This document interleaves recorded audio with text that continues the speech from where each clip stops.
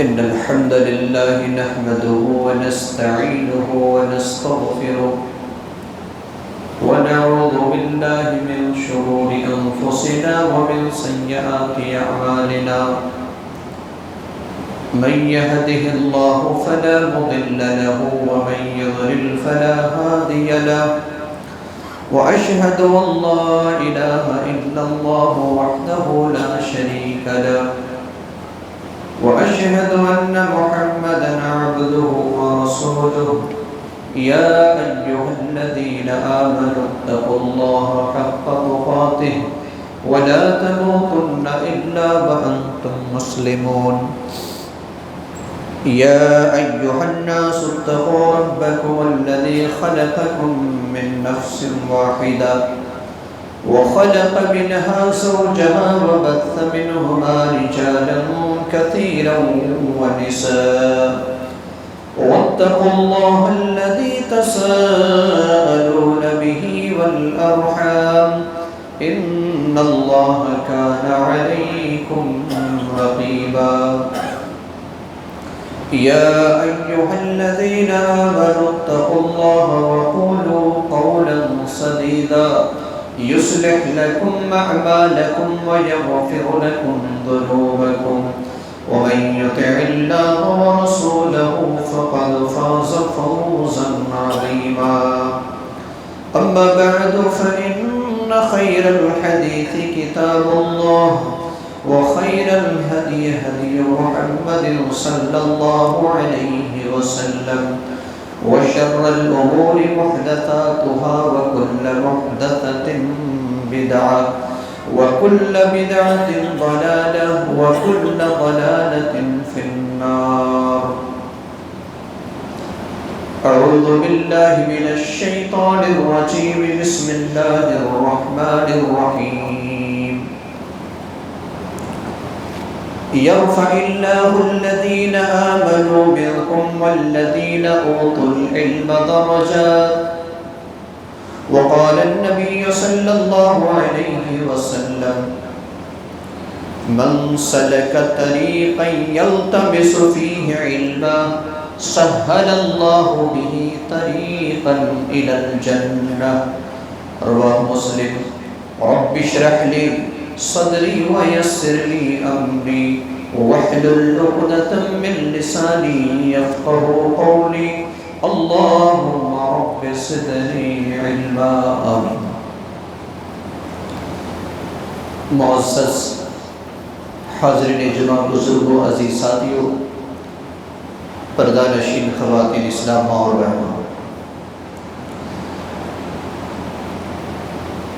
اللہ سبحانہ و تعالیٰ کی توفیق سے آج کے جمع خطبہ کا عنوان ہے دینی تعلیم کی اہمیت و افادیت۔ دینی تعلیم کی اہمیت و افادیت، یعنی کیا اہمیت ہے دینی تعلیم کی اور اس کے فوائد کیا ہیں۔ سب سے پہلی بات تو یہ ہے کہ دینی تعلیم کی اہمیت آپ اس بات سے اندازہ لگا سکتے ہیں کہ اللہ تبارک و تعالیٰ نے جب اپنے آخری نبی جناب محمد رسول اللہ صلی اللہ علیہ وسلم کو نبی بنایا، قرآن مقدس کا آغاز کیا۔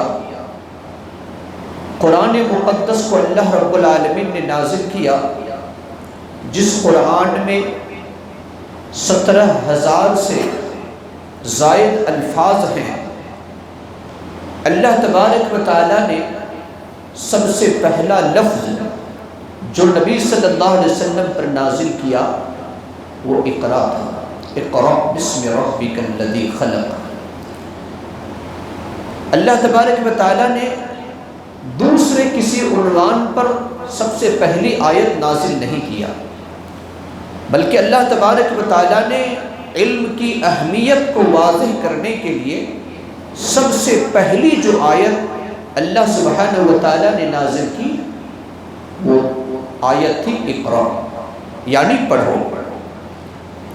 گویا کہ لفظ اقرا سے نبی صلی اللہ علیہ وسلم کو نبی بنایا گیا۔ آئیے ہم دیکھتے ہیں کہ اس کی ضرورت کیوں ہے اور اس کی اہمیت کیا ہے۔ آج فتنوں کا دور ہے اور چہار جانب مسلمانوں کے ایمان، مسلمانوں کے عقائد، مسلمانوں کے نظریات، مسلمانوں کے اخلاق و آداب، ان تمام چیزوں کو سلب کرنے کی ہر ممکن کوشش کی جا رہی ہے اور ہر اعتبار سے کوشش کی جا رہی ہے کہ مسلمانوں کے دلوں سے ایمان کو ختم کر دیا جائے، ان کے جو اسلامی اخلاق ہے، اسلامی آداب ہے اور اسلامی طرز زندگی ہے، اس کو نکال دیا جائے، یہود و نصارہ کے نقش قدم پر چلایا جائے، غیر مسلموں کے طور طریقے کو اپنایا جائے، اور یہ بہت حد تک کامیاب بھی ہیں۔ اس کی وجہ یہ ہے کہ آج ہم اسلامی تعلیم سے دور ہیں۔ اسلامی تعلیم سے دور کی وجہ سے ہمارے عقائد بھی کمزور ہیں، ہمارے ایمان بھی کمزور ہیں، ہمارے اخلاق و آداب بھی کمزور ہیں، اور ہماری جو زندگی ہے وہ اسلامی طور طریقے پر نہیں بلکہ کسی اور کے نقش قدم پر چل رہی ہے۔ اللہ کے رسول صلی اللہ علیہ وسلم نے جہاں قیامت کی علامتوں کو ذکر کیا ہے، بہت ساری علامتوں کا ذکر کیا گیا، ان میں سے ایک علامت سیدنا انس بن مالک رضی اللہ عنہ فرماتے ہیں کہ اللہ کے رسول صلی اللہ علیہ وسلم نے ارشاد فرمایا کہ ان من اشراط الساعة ان يرفع العلم ويثبت الجهل۔ قیامت کے علامتوں میں سے ایک علامت یہ ہے کہ دینی تعلیم کو اٹھا لیا جائے گا، دینی علم کو اٹھا لیا جائے گا اور جہالت کو عام کر دیا جائے گا۔ اس حدیث کو امام بخاری رحمہ اللہ نے اپنے صحیح حدیث نمبر 7063 کے اندر نقل فرماتے ہیں۔ اس سے کیا پتہ چلتا ہے کہ آج ہم جس کو علم کے نام دے کر اپنے سارے پیسے خرچ کرتے ہیں، اپنی ساری توانائیاں اور محنتیں کرتے ہیں، اللہ کے رسول صلی اللہ علیہ وسلم نے دراصل اس کو کوئی خاص علم نہیں بتایا ہے۔ ہاں یہ ضرور ہے کہ اسلام نے دوسری تعلیم سے نہیں روکا ہے، اسلام نے کبھی یہ نہیں کہا کہ تم دوسری جو تعلیم ہے کتاب و سنت کے علاوہ اسے حاصل نہ کرو، ایسا نہیں کہا، بلکہ جب ہم حدیث کا مطالعہ کرتے ہیں تو پتہ چلتا ہے اللہ کے رسول صلی اللہ علیہ وسلم کے پاس کئی خطوط آتے تھے۔ آپ اسلام کی دعوت یہودوں کو، نصارہ کو اور مجوسیوں کو، غیر مسلموں کو خط کے ذریعے سے جو دور تک جانا ہوتا، آپ صلی اللہ علیہ وسلم اسلام کی دعوت خط کے ذریعے سے دیا کرتے تھے۔ ادھر سے کچھ جواب آتا تھا، مدینہ کے جو مسلمان تھے ان کی زبان عربی تھی اور خط کا جو جواب آتا تھا وہ یا تو عبرانی زبان میں آتا تھا یا سریانی زبان میں آتا تھا۔ اب مدینہ کے جو مسلمان تھے نہ تو انہیں عبرانی آتی نہ سریانی آتی۔ اللہ کے رسول صلی اللہ علیہ وسلم نے ایک ہونہار صحابی جو کاتب قرآن بھی ہیں، جنہوں نے قرآن کو لکھا، جن کا نام ہے حضرت زید ابن ثابت رضی اللہ عنہ، زید ابن ثابت رضی اللہ عنہ کو نبی صلی اللہ علیہ وسلم نے حکم دیا کہ آپ عبرانی اور سریانی زبان کو سیکھیں، کیونکہ یہ جو خط ہمارے پاس آتے ہیں اور ہم اس کا ترجمہ یہودیوں کے پاس کرنے لے جاتے ہیں، اب یہودی کس طریقے سے ترجمہ کرتے ہیں ان پر ہمارا بھروسہ نہیں ہے۔ اللہ کے رسول صلی اللہ علیہ وسلم نے حضرت زید بن ثابت رضی اللہ عنہ کو حکم دیا۔ زید بن ثابت کہتے ہیں کہ میں نے 15 سے 16 یا 17 دنوں میں یعنی آدھے مہینے میں میں نے عبرانی اور سریانی زبان کو سیکھ لیا۔ کہنے کا مطلب یہ ہے کہ اسلام ہمیں دوسری زبان کو سیکھنے سے نہیں روکتا ہے، کوئی دوسری تعلیم سے اسلام نہیں روکتا ہے، لیکن جب ہماری پوری محنتیں، پوری کوشش اور پوری کمائی اس پر لگ جائے جو انسان کو انسان نہیں بلکہ حیوانیت کے مقام پر لے جائے، شریعت نے اسے علم نہیں کہا ہے۔ لہٰذا ہر انسان کو اتنا علم ضرور ہونا چاہیے کہ عقیدہ کیا ہے، ہر انسان کو اتنا علم ضرور ہونا چاہیے کہ ایمان کیا ہے، ہر انسان کو اتنا ضرور علم ہونا چاہیے کہ عبادات کے طریقے کیا ہیں، ہر انسان کو اتنا علم ضرور ہونا چاہیے کہ ہم جو روزمرہ کی دعائیں پڑھتے ہیں، چاہے وہ نماز میں ہو، چاہے وہ صبح شام کے اذکار ہو، چاہے وہ انسان کپڑا اور لباس پہننے کی دعا پڑھے، تو کم از کم جو دعا ہم پڑھ رہے ہیں اس کا معنی اور مفہوم ہمیں سمجھنا چاہیے، کم از کم اتنا ضرور ہمیں علم حاصل کرنا چاہیے۔ آئیے ہم دیکھتے ہیں کہ اس کی فضیلت کیا ہے اور ہم علم دین کو کیوں حاصل کریں گے۔ سب سے پہلی چیز یہ ہے کہ یہ ایک ایسا علم ہے، دینی علم یا دینی تعلیم ایک ایسا علم ہے جو انسان کو اللہ کا تعارف کراتا ہے۔ دینی علم انسان کو اللہ کا تعارف کراتا ہے۔ آپ دنیاوی علم حاصل کرتے ہیں، ایک انسان سائنسداں بن جاتا ہے، وہ چاند تک پہنچ جاتا ہے، لیکن وہ اللہ کی معرفت حاصل نہیں کر سکتا۔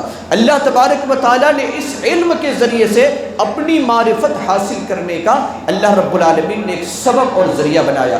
جب ایک انسان دینی تعلیم حاصل کرے گا تو یہ تعلیم انسان کو رب کی معرفت، رب کی شناخت، رب کا تعارف یہ تعلیم بتائے گی۔ اللہ تبارک و تعالیٰ نے سورہ محمد آیت نمبر 19 میں فرمایا فَعْلَمْ أَنَّهُ لَا إِلَهَ إِلَّا اللَّهُ، جان لو یعنی علم حاصل کر لو کہ اللہ کے سوا کوئی سچا معبود نہیں۔ تو یہ علم کون سکھاتا ہے، اللہ کی معرفت کون حاصل کراتا ہے؟ یہ دینی تعلیم ہے۔ ہم کیوں سیکھیں اور اس کی فضیلت کیا ہے؟ تو اس کی فضیلت میں سے ایک فضیلت یہ ہے کہ عبادت سے پہلے اس علم کو حاصل کرنے کا حکم ارشاد فرمایا ہے۔ امام بخاری رحمہ اللہ جو قرآن مقدس کے سب سے صحیح ترین کتاب ہے، انہوں نے ایک باب باندھا ہے، ایک چیپٹر لگایا ہے جس کا نام ہے باب العلم قبل القول والعمل۔ باب العلم قبل القول والعمل، یہ باب ہے علم حاصل کرنے کا بات کہنے اور عمل کرنے سے پہلے، یعنی وہ کچھ بھی ہم کہیں یا کوئی بھی ہم عبادت کریں تو اس سے پہلے ہمیں اس کے بارے میں علم حاصل کرنا ہے۔ اور دلیل کے طور پر امام بخاری رحمہ اللہ نے یہی سورہ محمد کی آیت نمبر 19 نقل کرتے ہیں کہ فَعْلَمْ أَنَّهُ لَا إِلَهَ إِلَّا اللَّهُ، یعنی جان لو کہ اللہ کے سوا کوئی سچا معبود نہیں۔ یعنی لا الہ الا اللہ سے پہلے اللہ نے کیا کہا؟ فَعْلَمْ، یعنی علم حاصل کر لو۔ تو گویا کہ توحید پر بھی علم کو اللہ رب العالمین نے مقدم کیا ہے اور پہلے لایا ہے۔ ہم علم کیوں حاصل کریں؟ اس وجہ سے کہ اللہ کے رسول صلی اللہ علیہ وسلم نے فضیلت کو بتاتے ہوئے کہا کہ جو اہل علم ہے، علم والے ہیں، اللہ تبارک و تعالیٰ اس بندہ سے خصوصی، اللہ رب العالمین اس بندہ سے خصوصی بھلائی کا ارادہ کرتا ہے، خصوصی بھلائی کا ارادہ کرتا ہے۔ اس کی دلیل صحیح بخاری حدیث نمبر 71 میں سیدنا معاویہ رضی اللہ عنہ اس حدیث کے راوی ہیں، فرماتے ہیں کہ اللہ کے رسول صلی اللہ علیہ وسلم ارشاد فرماتے ہیں من یرید اللہ بہ خیرا یفقہہ فی الدین، اللہ جسے بھلائی کا ارادہ کرتا ہے اسے دین کا علم یا دین کی سمجھ عطا کرتا ہے۔ اللہ رب العالمین جسے بھلائی کا ارادہ کرتا ہے، مال و دولت سے، صحت و عافیت کی بات اللہ کے رسول صلی اللہ علیہ وسلم نے نہیں کہی، کہا کہ اللہ تبارک و تعالیٰ جسے بھلائی کا ارادہ کرتا ہے اسے کتاب و سنت کے علم سے نواز دیتا ہے، اور اللہ رب العالمین ایسے انسان کو اس علم کی توفیق دیتا ہے۔ ہم کیوں حاصل کریں؟ اس لیے کہ ایک علم والا اور جس کے پاس علم نہیں ہے، گویا کہ ایک عالم اور ایک جاہل یہ دونوں برابر نہیں ہو سکتے۔ اللہ تبارک و تعالیٰ نے سورہ زمر آیت نمبر 9 میں فرمایا قُلْ هَلْ يَسْتَوِي الَّذِينَ يَعْلَمُونَ وَالَّذِينَ لَا يَعْلَمُونَ، اے نبی آپ کہہ دیجئے کیا جاننے والے اور نہ جاننے والے برابر ہو سکتے ہیں؟ کبھی بھی برابر نہیں ہو سکتے۔ علم ہم کیوں حاصل کریں؟ اللہ تبارک و تعالیٰ نے گواہی دی ہے کہ اس روئے زمین کے اندر اللہ تبارک و تعالیٰ سے سب سے زیادہ ڈرنے والا اگر کوئی ہے تو وہ علماء ہے۔ اس کی دلیل سورہ فاطر آیت نمبر 28 اللہ رب العالمین ارشاد فرماتے ہیں انما یخشی اللہ من عبادہ العلماء، اللہ سے، اللہ کے بندوں میں سب سے زیادہ ڈرنے والے علماء ہے، علم حاصل کرنے والے، جس کے پاس کتاب و سنت کا علم ہے وہی سب سے زیادہ اللہ سے ڈرتا ہے۔ اور آپ کو معلوم ہے کہ جو اللہ سے زیادہ ڈرتا ہے اللہ کا وہ زیادہ قربت حاصل کرتا ہے۔ اسی طریقے سے اہل علم کی فضیلت کو، ہم علم کیوں حاصل کریں یا اس کی فضیلت کیا ہے؟ اس کی فضیلت یہ ہے کہ اللہ کے رسول صلی اللہ علیہ وسلم نے اہل علم کے حق میں دعا دی ہے، اہل علم کے حق میں، عالموں کے حق میں دعا دی ہے۔ سنن ترمذی حدیث نمبر 2656 میں سیدنا عبداللہ ابن مسعود رضی اللہ عنہ سے ایک حدیث مروی ہے، کہتے ہیں کہ اللہ کے رسول صلی اللہ علیہ وسلم دعا دیتے ہیں، کیا کہتے ہیں؟ نضر اللہ امرأ سمع منا حدیثا فحفظہ حتی یبلغہ غیرہ، اللہ تبارک و تعالی اس بندہ کو تر و تازہ رکھے، خوش اور خرم رکھے، اس بندہ کو اللہ تبارک و تعالی بارونق رکھے جس نے مجھ سے حدیث کو سنا اور اس کو یاد کیا اور دوسرے تک پہنچایا۔ یہ اللہ کے رسول صلی اللہ علیہ وسلم کی دعا ہے، یہ عام انسان کی دعا نہیں بلکہ رسول اللہ صلی اللہ علیہ وسلم کی دعا ہے۔ صحیح مسلم کے اندر ایک حدیث آتی ہے، اللہ کے رسول صلی اللہ علیہ وسلم ایک جنازے میں شرکت فرما ہے اور آپ صلی اللہ علیہ وسلم جنازے کی نماز پڑھ رہے ہیں، جنازے کی نماز پڑھا رہے ہیں، صحابہ اکرام پیچھے ہیں۔ آپ آخری تکبیر سے پہلے جو تیسری تکبیر کے بعد جو دعا ہوتی ہے میت کے حق میں، اس پر آپ ایک دعا کرتے ہیں۔ کیا دعا کرتے ہیں؟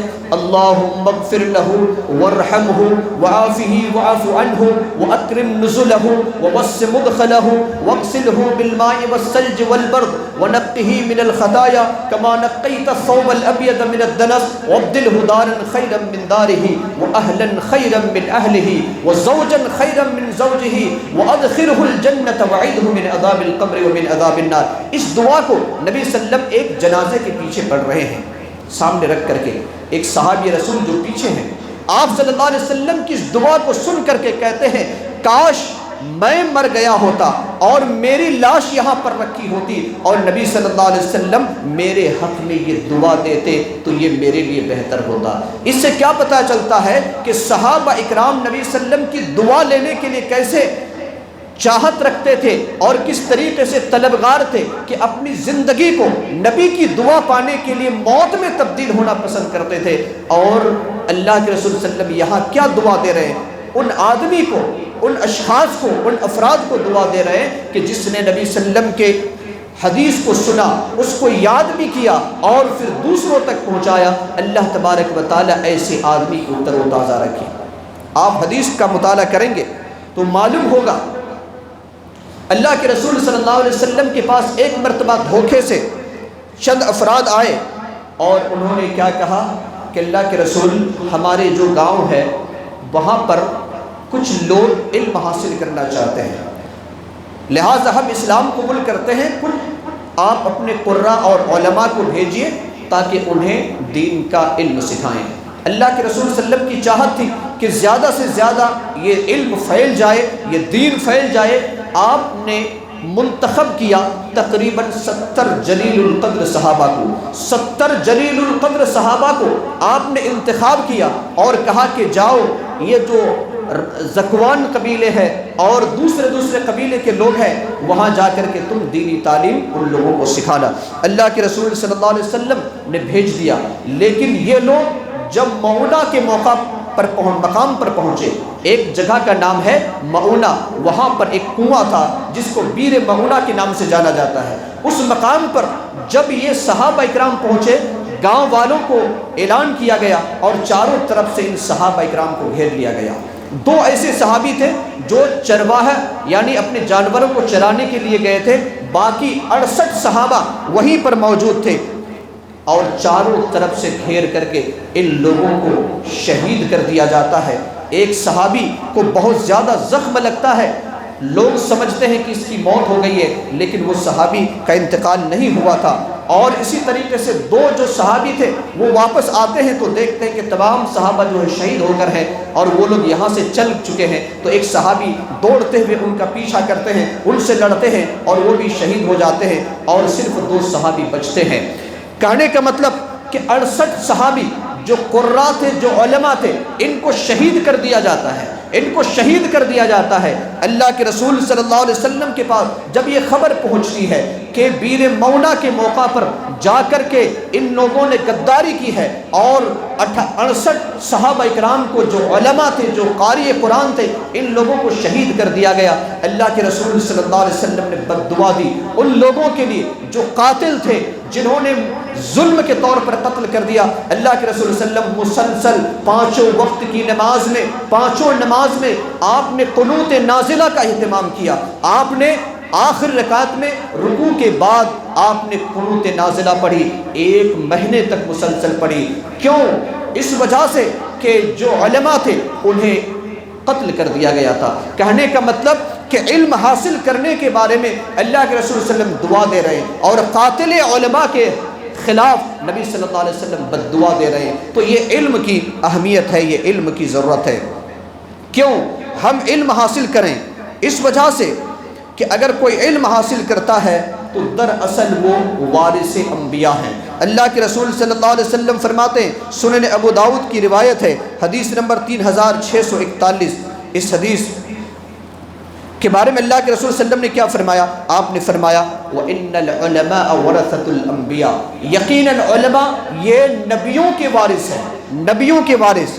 لَمْ يُؤَرِّثُوا دِينَارًا وَلَا دِرْهَمًا، نبی جو انبیاء جو گزر جاتے ہیں یہ لوگ دینار اور درہم کو چھوڑ کر نہیں جاتے، بلکہ کیا چھوڑ کر جاتے ہیں؟ ورث العلم، یعنی علم کو چھوڑ کر جاتے ہیں، دینی تعلیم کو چھوڑ کر جاتے ہیں۔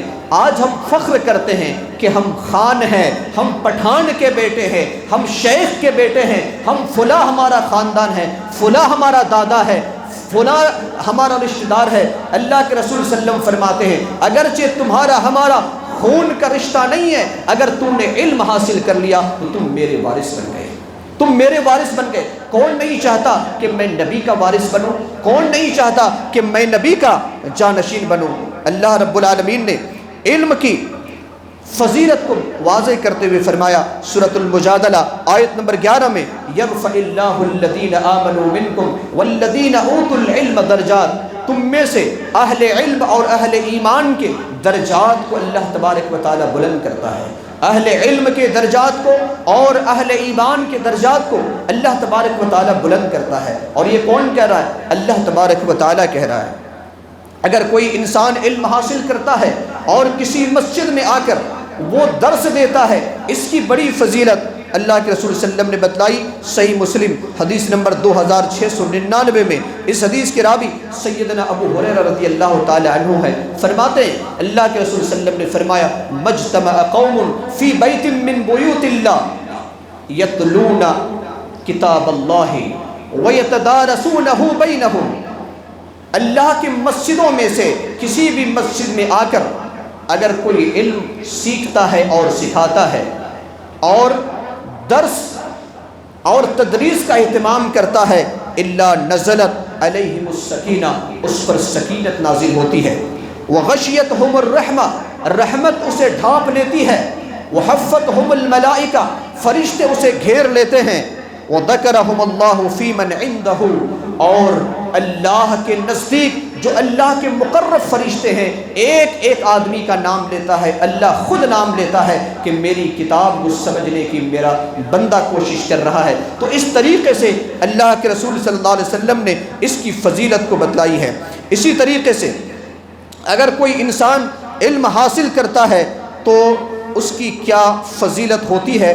بے شمار فضیلتیں ہیں، لیکن وقت کی قلت ہے، لہٰذا میں مزید 2 فضیلت کو واضح کرتے ہوئے اپنی بات کو ختم کرنا چاہوں گا کہ انسان کی جب موت ہو جائے گی، ہم میں سے ہر ایک انسان کو مرنا ہے، ہم جانتے ہیں کل نفس ذائقۃ الموت، ہر نفس کو موت کا مزہ چکھنا ہے، لیکن مرنے کے بعد ہمیں کچھ ایسے اپنی زندگی میں عمل کر کے جانا ہے جو مرنے کے بعد بھی اس کا سلسلہ جاری رہے، اس کا سلسلہ جاری رہے۔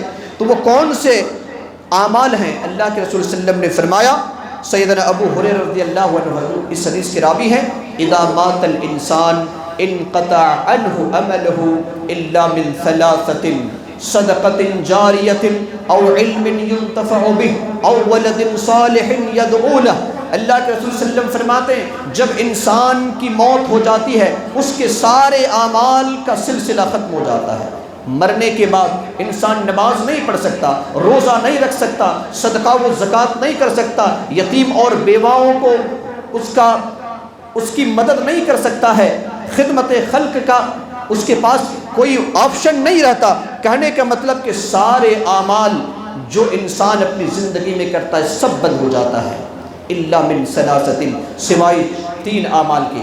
3 ایسے اعمال ہیں جن کا سلسلہ اللہ کے رسول صلی اللہ علیہ وسلم فرماتے ہیں کہ مرنے کے بعد بھی جاری رہتا ہے۔ کیا کیا؟ پہلا سلسلہ ہے من صدقۃ جاریہ، جاری رہنے والا صدقہ۔ آپ نے کوئی ایسا کام کیا ہے، آپ نے عوام کے لیے کوئی ایسا کام کیا ہے جو ہمیشہ کے لیے جاری رہے۔ مثال کے طور پر آپ نے کنواں کھودا، آپ نے ایک سڑک بنا دی، آپ نے کسی جگہ پر ایک درخت لگا دیا جس سے لوگوں کو فائدہ پہنچے، مسجد یا مدرسے کی تعمیر کر دیا، یا کسی غریب اور مسکین کو آپ نے تعلیم حاصل کرا دیا۔ اسی طریقے سے قرآن اور حدیث کو کسی کے حوالے کر دیا جو پڑھنے والے ہو۔ اللہ کے رسول صلی اللہ علیہ وسلم فرماتے ہیں کہ یہ صدقہ جاریہ ہے جو انسان کو مرنے کے بعد جب تک وہ چیز باقی رہے گی نیکی پہنچتی رہے گی۔ دوسرا اللہ کے رسول صلی اللہ علیہ وسلم فرماتے ہیں اور علم ينتفع به، یعنی ایسا علم جو نفع بخش ہو، فائدہ اٹھایا جا سکے۔ میں نے کسی سے حاصل کیا ہے، انہوں نے کسی سے حاصل کیا تھا، انہوں نے کسی سے حاصل کیا تھا، اس طریقے سے پھر میرے بعد جو علم حاصل کرے گا، اس کے بعد جو علم حاصل کرے گا، یہ جو قیامت تک سلسلہ جاری رہے گا تو یہ نیکی اس کو پہنچتی رہے گی۔ اور تیسرا ہے اولد صالح یدعو لہ، یعنی نیک اور صالح اولاد جو والدین کے حق میں دعا کرے۔ اللہ کے رسول صلی اللہ علیہ وسلم فرماتے ہیں کہ یہ سلسلہ جاری رہے گا۔ اسی طریقے سے آخری فضیلت کہہ کر اپنی بات کو ختم کروں گا، وہ یہ ہے کہ دینی تعلیم کے راستے پر نکلنا، اس راستے پر نکلنا گویا کہ جنت کے راستے کو آسان بنانا ہے۔ کون سے راستہ؟ جنت کا راستہ۔ جنت کا راستہ آسان نہیں ہے، بڑا مشکل بھرا راستہ ہے، بہت ہی مشکل بھرا راستہ ہے۔ آپ نے کئی مرتبہ حدیثوں کے اندر سنا ہوگا کہ جب اللہ تبارک و تعالیٰ نے جہنم بنائی اور جہنم بنانے کے بعد اللہ رب العالمین نے فرشتوں سے کہا کہ جاؤ جہنم کو دیکھ کر آؤ۔ فرشتے گئے، اے اللہ اس جہنم میں کوئی بھی بندہ نہیں داخل ہوگا، کوئی بھی داخل ہونا نہیں چاہے گا۔ اس کے بعد پھر جب جہنم کو لذتوں اور خواہشوں سے چاروں طرف سے گھیر دیا گیا، اس کے بعد کہا کہ جاؤ جہنم کو دیکھ کر آؤ۔ جب فرشتے گئے، دیکھ کر آنے کے بعد انہوں نے جو رپورٹ پیش کی، کہا اے اللہ اب تیری جہنم سے کوئی بچ نہیں سکتا ہے کیونکہ ساری خواہشات وہاں پر ہیں۔ پھر اللہ رب العالمین نے جنت بنائی اور جنت بنانے کے بعد کہا کہ جاؤ جنت کو دیکھ کر آؤ۔ جنت کو دیکھا، اے اللہ جنت میں ہر کوئی داخل ہونا چاہے گا۔ پھر اس کے بعد جب مشکلات سے جنت کو گھیر دیا گیا، بہت کٹھن راستوں سے گھیر دیا گیا، پھر فرشتوں کو بھیجا گیا۔ فرشتے آ کر اللہ تبارک و تعالیٰ کو رپورٹ پیش کرتے ہیں، اے اللہ کوئی بھی جنت میں داخل نہیں ہو سکتا۔ کہنے کا مطلب کہ جنت کا راستہ آسان نہیں ہے، لیکن اللہ کے رسول صلی اللہ علیہ وسلم اس حدیث کے اندر کیا خوشخبری سناتے ہیں؟ صحیح مسلم حدیث نمبر 2699، آپ صلی اللہ علیہ وسلم فرماتے ہیں من سلک طریقا یلتمس فیہ علما سہل اللہ بہ طریقا الی الجنہ، جو علم دین حاصل کرنے کے لیے راستے پر نکل پڑتا ہے اور اس کا مقصد ہوتا ہے دینی علم حاصل کرنا، اگر ایسے مقصد کے لیے کوئی نکلتا ہے سہل اللہ بہ طریقا الی الجنہ، اللہ تبارک و تعالیٰ اس بندے کے لیے جنت کے راستہ کو آسان کر دیتا ہے، اس بندے کے لیے جنت کے راستہ کو آسان کر دیتا ہے، اس بندے کے لیے جنت کے راستہ کو آسان کر دیتا ہے۔ لہٰذا دین علم اس وجہ سے ضروری ہے کہ ہم اس کے ذریعے سے عقائد کو پہچانیں گے. دنیا میں عزت ہے، آخرت میں عزت ہے، اور اس علم سے ہم دوری بنائیں گے تو دنیا میں بھی ہم بے ایمان رہیں گے. نہ تو ہمارے پاس صحیح عقیدہ ہوگا، نہ صحیح ایمان ہوگا، نہ صحیح عبادت کا طریقہ ہوگا، نہ ہم رب کو صحیح طریقے سے پہچان سکتے، نہ اسلام کو صحیح طریقے سے پہچان سکتے. دنیا میں بھی ہم ذلت ہوں گے، آخرت میں بھی ہم ذلت ہوں گے. انہی چند کلمات کے ساتھ اپنی بات کو ختم کرتا ہوں. اللہ تبارک و تعالی ہم تمام لوگوں کو دین علم حاصل کرنے کی توفیق عطا فرمائے، آمین. ایک ضروری بات جو کہنی ہے مسلمانوں، وہ یہ کہ ابھی ظالمانہ ایک بل پاس کیا گیا، جیسا کہ آپ سب جانتے ہیں کہ وقف بورڈ کی طرف سے جو ترمیمی بل لایا گیا اور ظالمانہ طور پر پاس کیا گیا، حالانکہ اس میں مسلمان بھی رنجیدہ ہیں، غمگین ہیں، اور جو ایسے لوگ ہیں جو منصفانہ ہیں، جو انصاف پسند لوگ ہیں، وہ لوگ بھی غمگین ہیں، انہوں نے آواز بھی اٹھائی ہے. اور یہ صدر جمہوریہ کی مہر کے ساتھ یہ بل ایک قانون بن چکا ہے.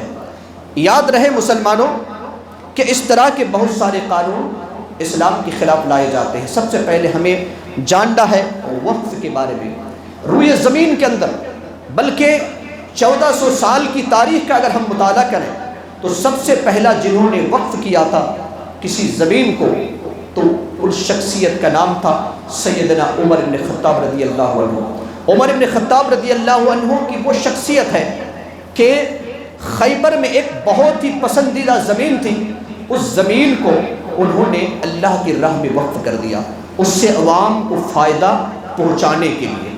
اور اس کا کوئی وارث بھی نہیں ہو سکتا، اس جائیداد کو کوئی بیچ بھی نہیں سکتا، اس جائیداد کو کوئی خرید بھی نہیں سکتا، اس کا کوئی وارث بھی نہیں ہو سکتا. یہی وقف کا مطلب ہے. ہمارے بھی آب و اجداد نے جو اس ہندوستان میں حکومت کیے، کافی دنوں تک کئی سو سال تک حکومت کیے، انہوں نے بھی مسلمانوں کے لیے بہت ساری زمینوں کو وقف کیا. ہندوستان کے اندر اس وقت تقریباً 6 لاکھ ایکڑ زمین وقف کے ہیں. اب ایک ترمیمی بل لا کر کے جو ظالمانہ بل ہے اس کو قانون بنا دیا گیا ہے، اور اس میں تصرف برتی گئی ہے، اور یہ سمجھتے ہیں کہ اب اس میں جو ہے مالکانہ حق اب حکومت کو ہے، اور اس طریقے سے اس کو ایک قانون بنا دیا گیا ہے. تو ایسی صورتحال میں ہمیں سب سے پہلے ہمیں اپنا بھی جائزہ لینا چاہیے، اور اس کے بعد پھر ہم قانونی طور پر جہاں تک جا سکتے ہیں ہمیں وہاں تک اقدام اٹھانا چاہیے. تو سب سے پہلی بات یہ ہے کہ ہم اپنا جائزہ لیں. اب ہمارے اندر بھی بہت ساری اس معاملہ میں کمیاں موجود ہیں. مثال کے طور پر آج ہم اکثر مسجدوں کا حال دیکھتے ہیں، یہی وقف کا حال ہے. کسی نے اگر مسجد کا صدر بن گیا تو سمجھتے کہ مسجد میری ہے، اپنی جائیداد، وہ مر گئے بیٹا صدر، بیٹا مر گیا پوتا صدر. یہ جو ایک عوام کی جو جائیداد ہے، اس جائیداد کو اپنا وارث وراثت میں سمجھ لینا یہ مسلمانوں کی بہت بڑی غلطی ہے. اور یہ غلطی آج کر بیٹھے ہیں مسلمان، آج کر بیٹھے مسلمان. مسجدوں کے صدور کی طرف آپ دیکھ کر کے بھی آپ جائزہ لگا سکتے ہیں کہ وقف کے ساتھ بھی ایسا ہی ہوا ہے. لہٰذا سب سے پہلے تو ہمارا جو اقدام ہونا چاہیے وہ یہ کہ اگر وقف کی زمین کسی کے پاس ہے تو وہ وقف کی زمین اپنی جائیداد نہ سمجھے. جس طریقے سے عمر بن خطاب رضی اللہ عنہ نے وقف کیا اور باقاعدہ انہوں نے نصیحت لکھی کہ یہ اس زمین کا مالک کوئی نہیں ہو سکتا ہے، اور یہ اس کا وارث کوئی نہیں ہوگا، اس زمین کو کوئی بیچ نہیں سکتا ہے، اس زمین کو کوئی خرید نہیں سکتا ہے، اور اس زمین سے صرف عوام کو فائدہ پہنچنا ہے، غریب طبقہ کے لوگوں کو فائدہ پہنچنا ہے. تو بہت سارے ہمارے آب و اجداد ہیں جو ابھی بھی ایسے زمین پر قبضہ کیے بیٹھے ہیں، بہت سارے لوگ ہیں، اور حکومت وقت یہی حوالہ دے رہی ہے. حالانکہ ان کی نیت یہ نہیں ہے، ان کی نیت کچھ اور ہے، لیکن حوالہ تو یہ دے رہی ہے، اور یہ سچی بات ہے. دوسری بات کہ ہم قانونی کارروائی جہاں تک کر سکتے ہیں، جو قانون داں ہیں، قانون کو جاننے والے ہیں، ایسے وقت میں مسلمانوں کو متحد ہو کر کے، مسلمانوں کو ایک آواز میں آواز ملا کر کے جو بھی حکومت ہند یا ہمارا قانون جو اجازت دیتا ہے اس قانون کا سہارا لیں اور اس طریقے سے آپ آگے بڑھیں۔ اور سب سے بڑی چیز یہ ہے کہ اللہ رب العالمین سے دعا کریں۔ سب سے بڑی اور آخری چیز یہ ہے کہ اللہ رب العالمین سے دعا کریں۔ اس سے بڑے بڑے ظالم بادشاہ آئے، چلے گئے، گزر گئے۔ کتنے لوگوں آپ نے درس قرآن کے اندر کتنے بار سنا ہوگا، کتنے بار آپ نے پڑھا ہوگا کہ فرعون جیسے ظالم بادشاہ آیا، اللہ رب العالمین نے نیست نابود کر دیا۔ لیکن اگر آپ چاہتے ہیں کہ ایسی قوم کو اور ایسے ظالموں کو نیست نابود کیے جائیں تو پھر ہمارا بھی ایمان موسیٰ علیہ السلام جیسا ہونا چاہیے۔ یقیناً اگر ایسا ہوگا تو پھر یقیناً اللہ رب العالمین ہمیں وہی عزت دے گا، ہمیں محکومیت اور غلامیت کی زندگی نہیں، بلکہ ہمارے پاس سب سے بہترین کتاب قرآن ہے۔ اس کے مطابق اگر ہم نے زندگی گزاری تو اللہ وعدہ کرتا ہے کہ پوری دنیا کی حکومت تمہارے قدموں کے نیچے لا کر کے میں پیش کر دوں گا۔ اللہ تبارک و تعالیٰ سے دعا ہے کہ اللہ تبارک و تعالیٰ چاہے ہندوستان ہو یا فلسطین ہو، غزہ ہو یا عالم اسلام کے، اے اللہ تمام مسلمانوں کی تو حفاظت فرما، اور جو ظالمانہ قانون بنائے جاتے ہیں اے اللہ ایسے قانون کو تو نیست نابود فرما دے۔ اے اللہ مسلمانوں کی عزت اور اسلام کی عزت فرما۔ اے اللہ جب تک ہم زندہ رہیں اور اس ایمان اور اسلام کی حالت میں زندہ رہ، رب کریم ہم میں سے جو بیمار ہے اے اللہ ان کو شفاء کاملہ اور صحت عاجلہ نصیب عطا فرما۔ الہ العالمین ہماری پریشانیوں کو دور فرما دے، ہمارے مرحومان اور مرحومین اور مرحومات کی قبر کو نور سے منور فرما دے، انہیں جنت الفردوس میں اعلیٰ مقام نصیب عطا فرما۔ الہ العالمین ہم جب تک زندہ رہیں ایمان اور اسلام پر زندہ رکھ، اور جب اپنے پاس بلا ایمان اور اسلام پر بلا۔ آمین۔ بارک اللہ لنا ولکم فی القرآن العظیم۔